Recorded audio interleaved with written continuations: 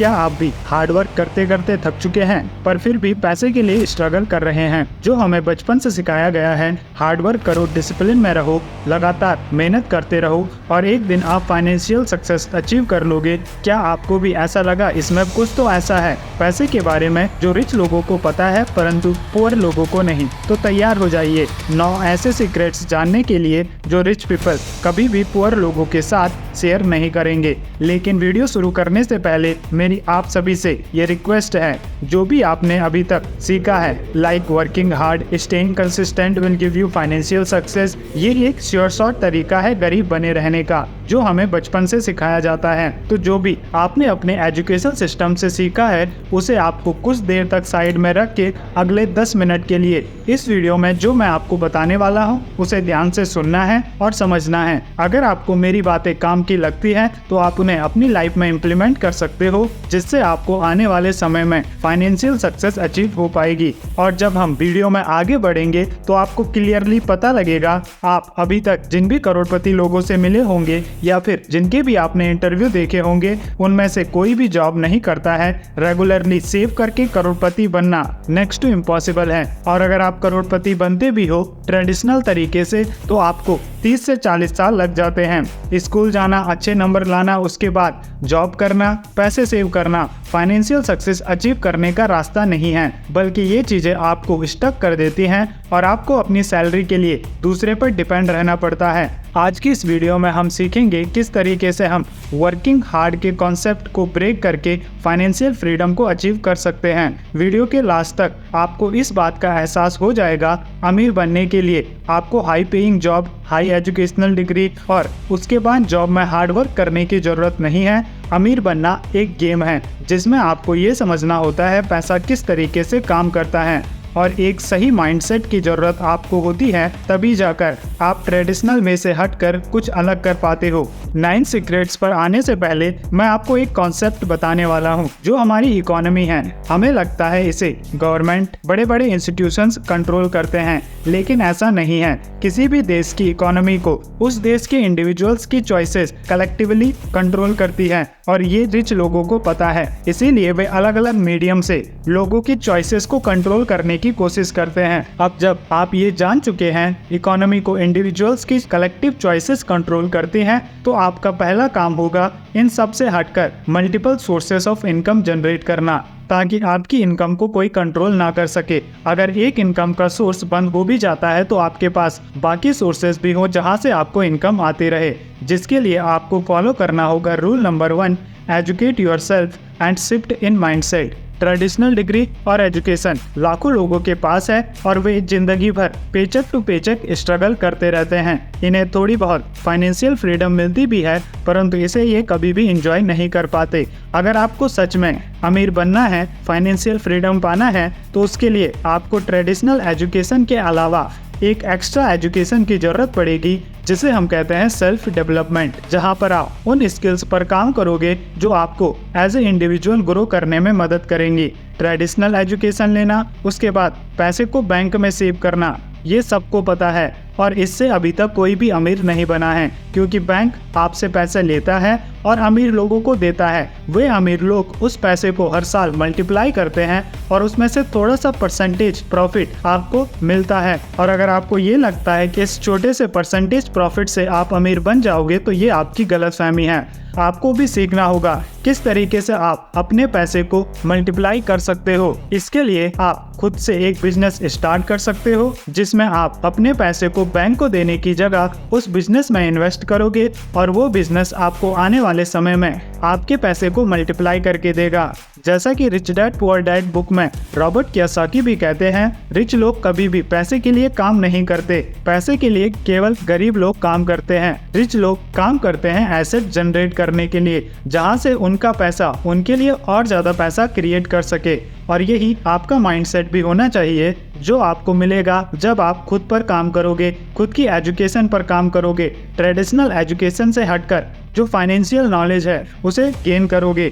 Rule number 2, taking your money and safeguarding it. ज़्यादातर लोग जो उन्हें जॉब से पैसा मिलता है या फिर जो भी वो बिजनेस करते हैं वहाँ से पैसा मिलता है उसे बैंक के पास सेव कर लेते हैं, उन्हें लगता है बैंक में उनका पैसा सेव है, परंतु ऐसा नहीं है। अगर आपने एक वर्ड सुना है इन्फ्लेशन, वो इंडिया की अगर हम बात करें तो इन जनरल 6 to 7% के आसपास होता है, परंतु बैंक आपको इंटरेस्ट देता है 2 to 3%, यानी हर साल आप अपना 3 से 4% पैसा लूज कर रहे हो। तो आपका पहला काम होना चाहिए किसी तरीके से आप अपने पैसे पर मिनिमम 8% का इंटरेस्ट जनरेट कर सको, जिससे कि आपका जो पैसा है वो इन्फ्लेशन से प्रोटेक्टेड रहे। यानी 1 लाख रुपए में आज आप जितनी चीजें बाय कर पा रहे हो, 1 साल बाद आपके पास उतना पैसा रहे जिससे आप सेम चीजें उस पैसे में बाय कर पाओ। नहीं तो आप हर साल अपना पैसा लूज करते रहोगे। अपने पैसे को सेव करने के लिए आपको क्या करना है उसे हम आगे समझेंगे, परंतु उससे पहले रूल नंबर 3, जो कि रूल नंबर 2 से निकल कर आता है, avoid saving in the bank. गरीब लोग अपना पैसा बैंक में सेव करते हैं और अमीर लोग बैंक से लोन लेकर अपना बिजनेस सेटअप करते हैं। और अगर आपको रिच कैटेगरी में आना है तो आपको भी वही करना होगा जो रिच लोग करते हैं, ना कि वो जो गरीब और मिडिल क्लास लोग करते हैं। गरीब लोगों को और मिडिल क्लास लोगों को ये लगता है अगर वे बैंक में पैसा सेव कर रहे हैं तो उनका पैसा सेफ है और उससे उनका पैसा ग्रो होगा, परंतु आने वाले समय में जैसे जैसे समय बीतता है, इन्फ्लेशन के कारण उनका पैसा बढ़ने की जगह घटने लगता है और आने वाले समय में भी वे गरीब से और ज़्यादा गरीब होने लगते हैं। जबकि रिच लोग बैंक से पैसा लेकर उसे अपने बिजनेस में इन्वेस्ट करते हैं, उससे और ज़्यादा इंटरेस्ट जनरेट करते हैं और अमीर होता चला जाता है। सो आपके पास जितना भी पैसा है उसका बहुत कम अमाउंट ही आपको बैंक में सेव करना है और बाकी पैसे को आपको करना है इन्वेस्ट, जिससे हमारा रूल नंबर 4 निकल कर आता है, बिकम एन इन्वेस्टर और बिजनेस पर्सन। आप में से हो सकता है कई सारे लोग कहीं पर जॉब करते हो और उनके लिए बिजनेस स्टार्ट करना पॉसिबल ना हो, तो आप किसी दूसरे के बिजनेस में इन्वेस्ट करके भी अमीर बन सकते हो, जिसके लिए आपको एक इन्वेस्टर बनना होगा। किसी बिजनेस को किस तरीके से एनालाइज किया जाता है और किस प्रकार से आप उसमें इन्वेस्ट कर सकते हो, इन टॉपिक्स पर मैं पहले कई सारी वीडियोस बना चुका हूं, जिन्हें आप चैनल पर विजिट करके देख सकते हो। लेकिन अगर आपको सच में अमीर बनना है तो आपको ये सीखना होगा किस तरीके से आप या तो खुद का बिजनेस स्टार्ट कर सकते हो या फिर किसी बिजनेस में उसे एनालाइज करके उसमें इन्वेस्ट कर सकते हो।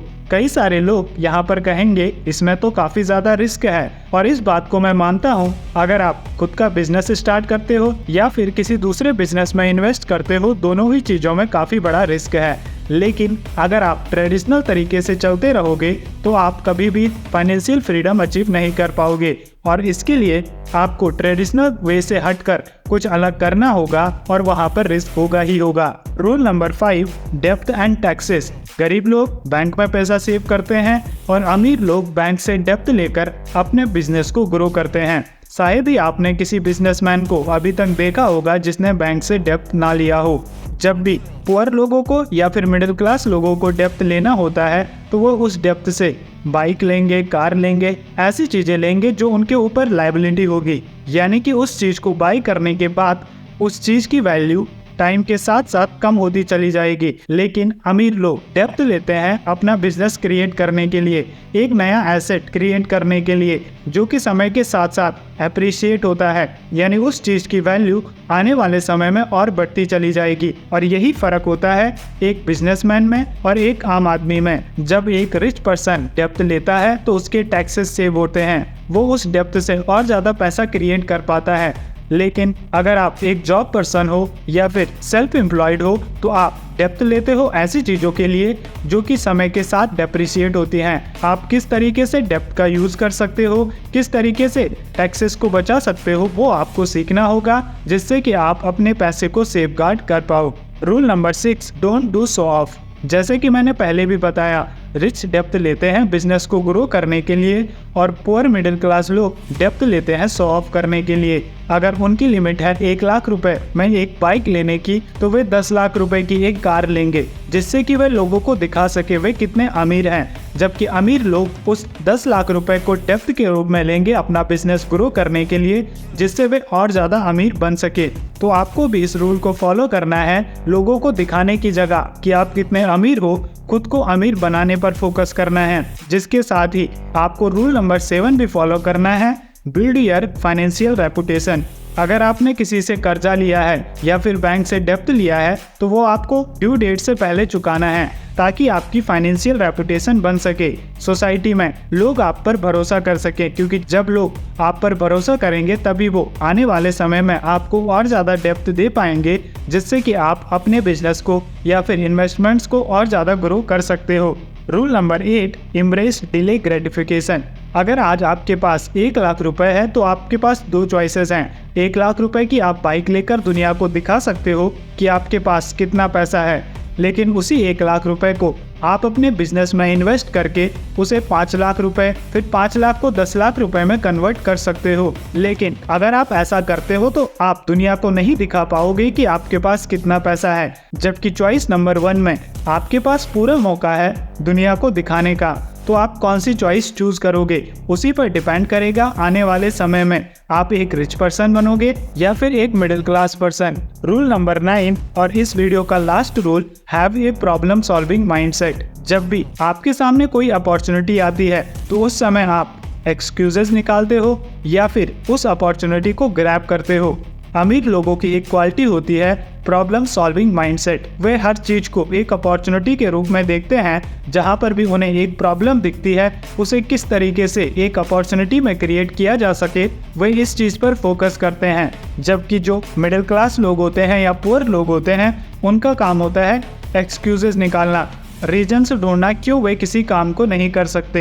अगर उनसे कोई काम नहीं होता है तो वे दूसरे लोगों को ब्लेम करते हैं, अपनी फैमिली को ब्लेम करेंगे, गवर्नमेंट को ब्लेम करेंगे, और कुछ ना मिला तो भगवान को ब्लेम करेंगे। आप कौन सी कैटेगरी में आते हो उसी पर डिपेंड करता है आपका फ्यूचर। सो आपको अगर सच में एक रियल रिच पर्सन बनना है, फाइनेंशियली फ्री होना है, तो आपका जो माइंडसेट होना चाहिए वो प्रॉब्लम सॉल्विंग माइंडसेट होना चाहिए। तभी जाकर आप प्रॉब्लम्स को अपॉर्चुनिटीज में क्रिएट कर पाओगे, और ये आप कर सकते हो उनसे सीखकर जिन्होंने ये काम किया है। फॉर एग्जाम्पल, आप बायोग्राफीज पढ़ सकते हो जेफ बेजोस की, वॉरेन बफेट की, बिल गेट्स की, मार्क जुकरबर्ग की। इन सभी लोगों ने एक प्रॉब्लम को देखा, उसको सॉल्व किया और उस प्रॉब्लम को अपॉर्चुनिटी में चेंज करके दुनिया के सामने उसका सॉल्यूशन प्रोवाइड किया, और उसी के चलते आज ये दुनिया के रिचेस्ट पर्सन्स की लिस्ट में शामिल हैं। ऐसे ही कुछ रिच लोगों की बायोग्राफीज हम इस चैनल पर भी कवर कर चुके हैं, जिनकी बायोग्राफीज आप देख सकते हो इस प्लेलिस्ट पर क्लिक करके। मैं मिलूंगा आपको उन्हीं वीडियोस में, तब तक के लिए goodbye. Keep learning, keep growing.